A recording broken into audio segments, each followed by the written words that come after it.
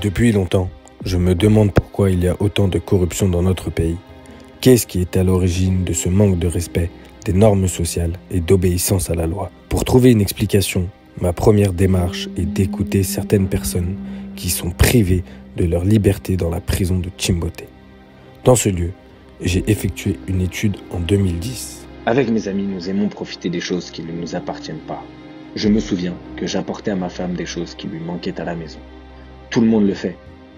Ceux qui sont en haut, vous savez, ils sont encore pires, avec plus d'éducation. Mais les politiciens sont tous pourris. Ils ne font que voler et il n'y a aucune conséquence pour eux. Le fait de dire qu'ils ne sont pas les seuls à commettre de tels actes contre la loi, et que ceux d'en haut les plus influents et avec plus d'éducation le font aussi, semble alléger leur conscience d'avoir commis des délits contre la loi. Voyons ce que nous disent les recherches internationales sur ce sujet. Il existe des preuves scientifiques que la corruption politique est à l'origine d'une augmentation des indices de délinquance et du chaos social. Le système politique, économique d'un pays, ses institutions et sa culture d'entreprise influencent les valeurs et l'éthique de ses citoyens.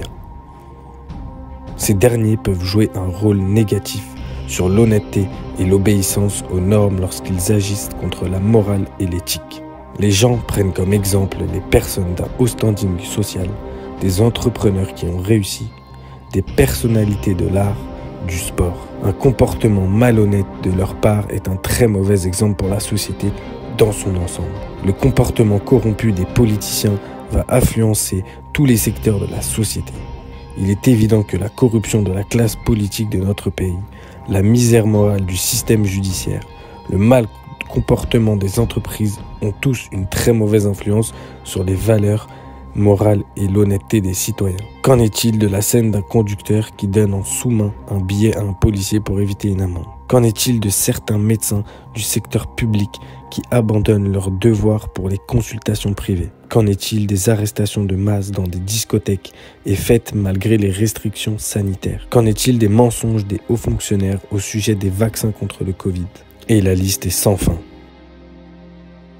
Concernant ce grave problème, on peut affirmer que le corrompu souffre d'un désordre psychologique qui l'empêche d'être conscient du mal qu'il provoque à autrui. Désordre psychologique qui ne lui permet pas de se rendre compte des souffrances qu'il cause au peuple. Les corrompus méprisent leur prochain par leur avarice et leur égoïsme.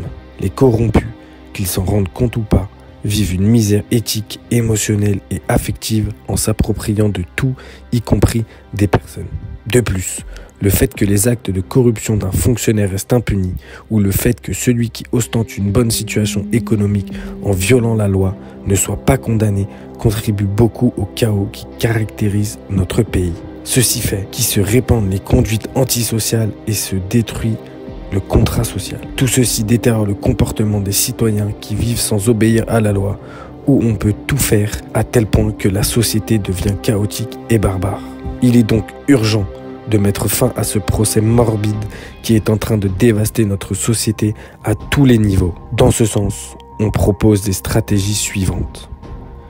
Créer une législation qui pénalise la corruption politique en la considérant comme un crime contre l'humanité, celle-ci étant la cause principale du sous-développement et de la souffrance du peuple. Organiser de grandes manifestations pacifiques pour soutenir les gens honnêtes qui s'opposent à la corruption au cas où ceux-ci soient faussement inculpés, retirés de leur poste ou emprisonnés.